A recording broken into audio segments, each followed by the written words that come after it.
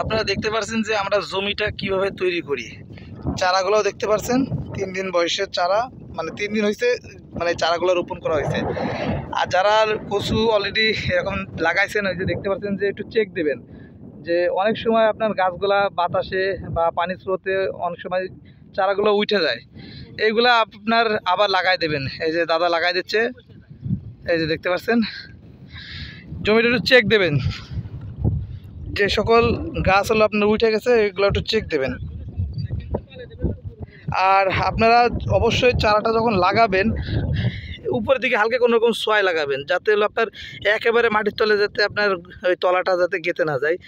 আর আপনার 1 ইঞ্চি দাদা একটু লাগাই দেখায় তো, এদিকে আসেন।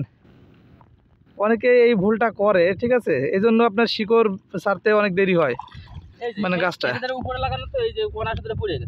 তাই এই জায়গা করবো কি, এই যে তোপার থেকে মাটি নিয়ে এই যে দিয়ে অনায়াসে বসাই দেবো, শিকড় করে তলে দিয়ে দেবো, এই যে দিয়ে আবার মাটি খালি একবার শিকড় ধরে গেলে পরে নিরনুকরণ সময় মাটি সরে যাবে না, গেলে ওসে নিচে নিচে থেকে যাবে না।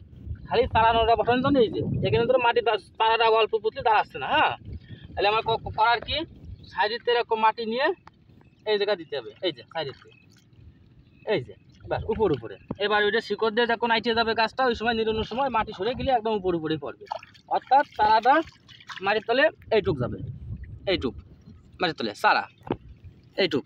হ্যাঁ, এই যে 1.5 কর, হ্যাঁ এইটুক যাবে, অর্থাৎ 1.5 কোয়া, 2 কোয়া মতন যাবে।